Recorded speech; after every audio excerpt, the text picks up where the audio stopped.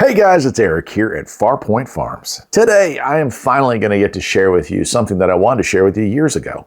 I run an internet radio station, my own private, free radio station. Costs me whatever it costs to keep this laptop here powered up. Now, I've been running a radio station online since 1999, I know. And the only time it's ever been offline is for just shy of the last 2 years. In fact, I filmed this video about 2.5 years ago, right before Hurricane Helene. Up until that point here at my house, you were able to run a laptop-based software like I'm using here and have an internet radio station going right from your own home without any additional software. However, they changed from a dynamic IP to a CGNAT system where I share an IP address with so many other houses and so many other locations that there's no way for this software to work natively. However, thanks to some people on the internet, I was made aware that using a certain VPN can fix that. And so finally, after 2 years, both the BBS, the website, and the radio station are back online. I hope that after watching this video, some of you will decide to give this a shot yourself. Like I said, it costs pennies per day to run this radio station. Now, I don't run commercial music. It's all free-to-air music, and I also put out some shows on there. So if you're interested in that, well, you'll be able to tune in after this. The great big reveal has finally arrived. So what am I using? And I'm going to get the camera. Well, actually, I'm going to use some software to show you directly onto the screen here and record from that. But what I've got going on here is a couple of old school programs. I'm using Winamp. Remember that? It's still around. It's still even being updated. It's crazy. And the radio station itself is being streamed, broadcast, to Shoutcast. Shoutcast has also been around. I think they started in 98. I became aware of them in mid to late 99 and started streaming there. And that was a long time ago. Back then, you could have maybe 2 or 3 listeners on an old Windows 98 laptop before things started to bog down. And over the years, I've updated it to, I used to use Panasonic Toughbooks, but those also starting to age out. And I happen to have this older Toshiba satellite sitting around here. It's a dual core, but it's able to run Windows 10. And even though Windows 10 isn't supported, well, the program runs beautifully. And I can have about 50 listeners at any one time before things start to bog down the system. As far as what kind of bandwidth this is going to take from your house, you won't even notice.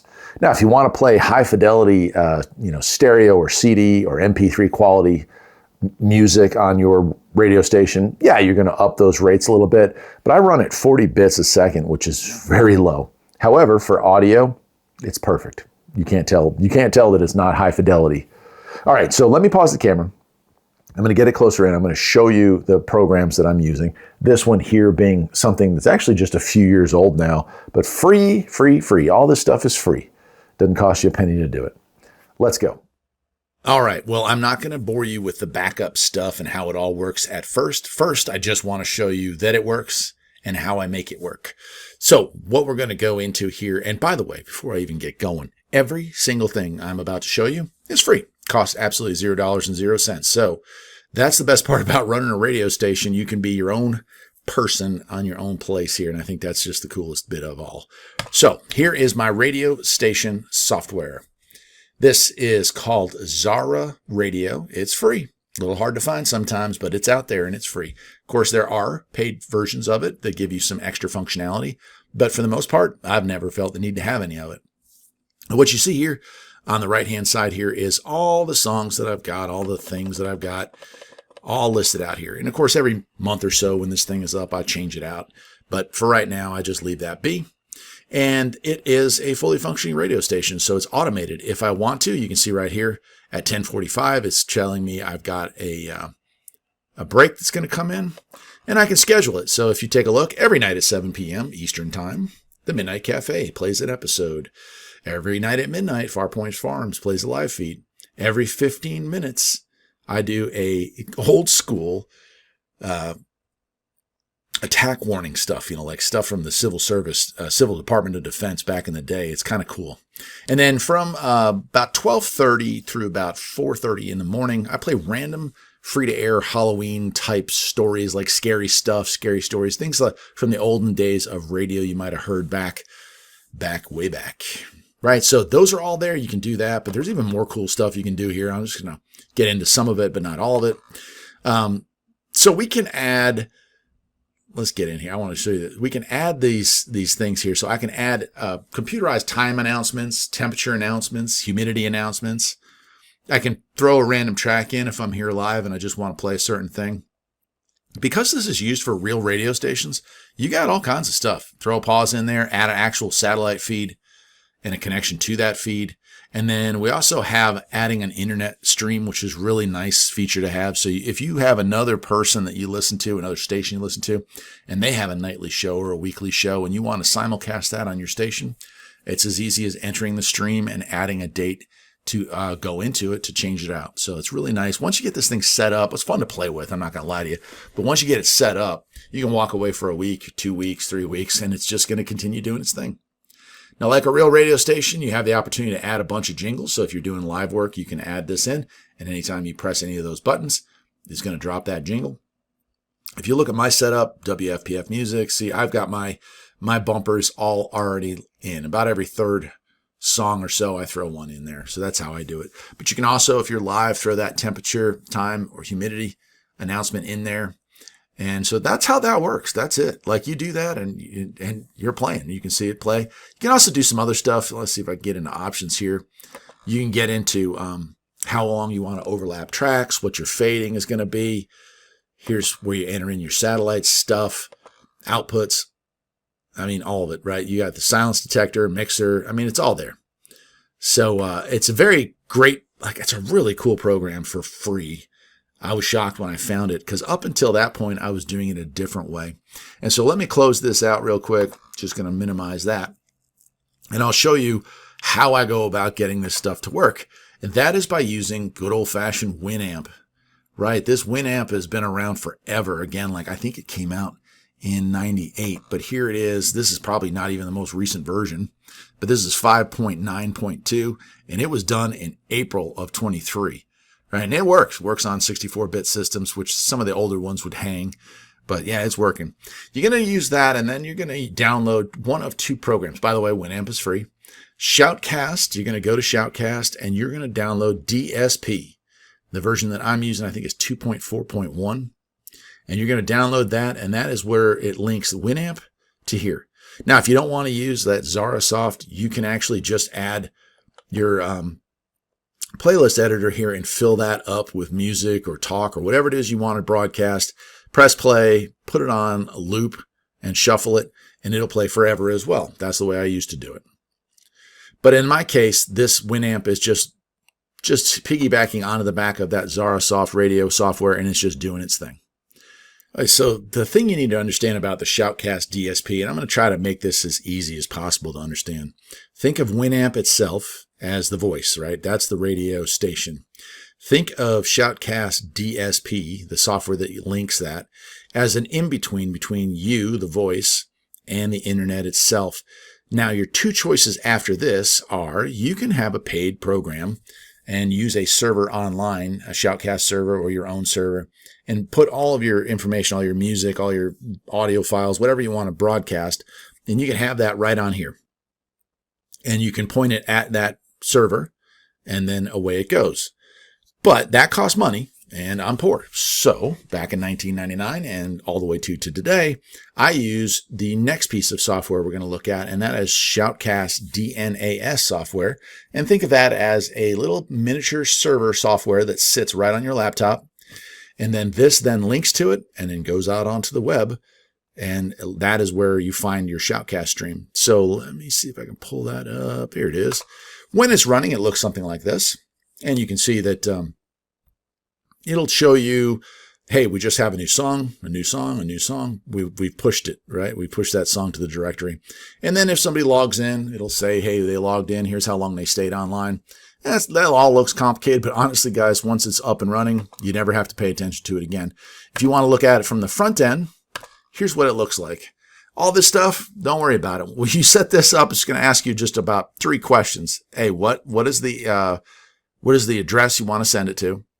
And what is the port that you want to have open to be able to send it? And then how many max listeners do you want? And I think the last question they ask is how high an audio rate do you want? In my case, because of, I don't want to use a ton of bandwidth, 40 kilobytes a second That's very low, but when you hear the music and the voice at the end of this, you'll agree, sounds pretty good. Right, so there it is. It's live, and it'll show you that. Right now, considering it's only been online for what, 4 days, 5 listeners found it just through the Shoutcast directory. That's the other cool part. Once you hit send and start transmitting. All right, so Shoutcast directory, that's where we want to go here. You're going to click on that, and bet you didn't know that a gazillion stations are currently broadcasting for free. The majority, commercial free. 61,640 stations are running this right now. That's insane. That's the great news. Bad news is a lot of them won't work, and you'll think, wow, this thing just doesn't have this is all junk. The reason they won't work is that technology has moved on a lot since 1998. And it's a miracle that this program and all this stuff is still supported, but it's not supported very well. So what you're going to do here is you have HTTPS. Well, you got to get rid of the S. You hit that button, and now you can see it says not secure because most of the stations don't have that certificate because it's just a guy operating off their laptop. To my knowledge, no one has ever been hacked or has used this as some kind of a Trojan horse, but I suppose anything is possible. That said, I've been listening and broadcasting since 1999 and never had an issue. Once you go to that, you're going to also have to go to site settings. And this will only change the settings on this particular page, but you want to change insecure content from block to allow. That's just going to open up everything else that you ever wanted to hear. Then search for your favorite radio station, and there it is. If I press play here, it's going to immediately go out and start playing that. Right now I have it in Blog Talk because it does have about a mix of 50-50 talk and audio. Obviously the music is kind of filler. It's free to air stuff. I love it. And that's where we're at. So let's get back to sitting in the room and we'll wrap this video up.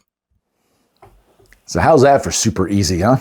You basically got yourself a all-in-one little laptop here, and you probably have a used laptop laying around that probably needs to be donated or something, but you've hung on to it. Well, now you know why you've hung on to it. The thing could be your own personal radio station in 2026.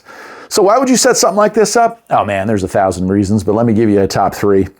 It's yours, 100% creative control. I know a lot of the people that I run into at Hamfest ask me about my pirate radio station, my Part 15 radio station, which is 1670 AM and runs on a Hamilton Rangemaster. The effective range of that on a perfect conditions would be a max of 2 miles, most generally about a mile. And on a really crummy setup, you might only get a half mile out of that. Now, if you live in a major subdivision where the houses are all jammed in like pancakes, well, then you're probably going to still have quite a decent little audience. But for me out here, I get the majority of my listeners through Shoutcast. Pretty awesome. So the other reasons you'd want to have it? I don't know. Maybe you want to talk about sensitive content, sensitive topics that YouTube or other major players on the web don't want you to talk about. Well, here's a place you can talk and there is no one there to take it down because it's all on your computer. It's all self-hosted. It's pretty awesome too. A third reason, well, it's the reason I've been doing it for 20 years. It's fun. 20 years, my gosh, 27 years. When did we all grow old, huh? Anyway, it's fun. It's fun. I get to be my own DJ. I get to choose and curate the music that I play. I get to choose the shows that I play and the songs that I play and everything that I do. It's just fun to play with, to keep up with, and to find that other people find enjoyment. Now, let me pull it up on a different computer, my big computer here, and let you listen to it because you can't really listen while you're broadcasting. It creates this like weird echo loop. All right, so let's do that. Let me get my glasses back on for this. All right, so I'm just going to go and I've got it pulled up on the local server here. And this address will not be correct, but I'll leave the proper address in the description here so you guys can listen to this, and I hope you will. I hope you'll enjoy it. Those of you who are out there in one of my earlier videos talking about how you missed the Midnight Cafe, every night, 7 p.m. Eastern time, you're going to get an old episode of that played commercial free. But here it is, right? It's showing the stream is currently up, Blog Talk Radio, and I'll press play. And that's how it works, my friends. And I mean, I don't know, because it's coming through here to there, I don't know how well that's coming through, but sound-wise, it's not bad at all. It actually sounds pretty darn good at such a low bit rate. I mean, maybe it's my Gen X ears growing up with cassette tapes, but it sounds better than a cassette tape. Of course, you can pause it, and this counter will keep going, right? So I can run it to the deep future, you know what I mean? And find songs and stuff if I want to play and be able to scan through it. So if you don't like the songs playing, you want to pause it for 20 minutes, you can come back, move the slider till you find the shows or music that you want to listen to. So that's it, my friends. My own personal radio station on a vintage laptop with vintage software, all of which is free, still working in 2026. Now, if you don't want to change all the stuff on your laptop, I'm sure about half of you were like, I am not turning off HTTPS. That's okay too. You won't be able to listen to it like this. Just type in Shoutcast. There is an app you can put on your Roku, and it will play without having to bypass any of the security. If you're on a laptop or on your computer, I've got it here on my page. You can go down into the descriptions here, and you will find in the links my internet radio station. I click on that, and it is somehow this web page has allowed the signal through without screwing up anything. So it works. Press play on that. Well, I don't want to turn it on right now, but there you go. So Voice of the Mountain live stream is coming through on the radio. So there's a bunch of different ways to go about getting to it. I hope you will give this a try. This is a video I've wanted to put out for years. Like I said, video filmed, edited, and ready to upload when Hurricane Helene came through. And that put a big pause on it because of the CGNAT situation. I used a simple Air VPN account, the lowest model they had, which offers something called port forwarding, and all my problems are gone. The BBS is back online, the website's back online, and now the radio station's back online. Hope you enjoyed the video, my friends, and I hope this inspires at least a few of you to go out and start your own radio stations. I might hear you on the air someday. Take care.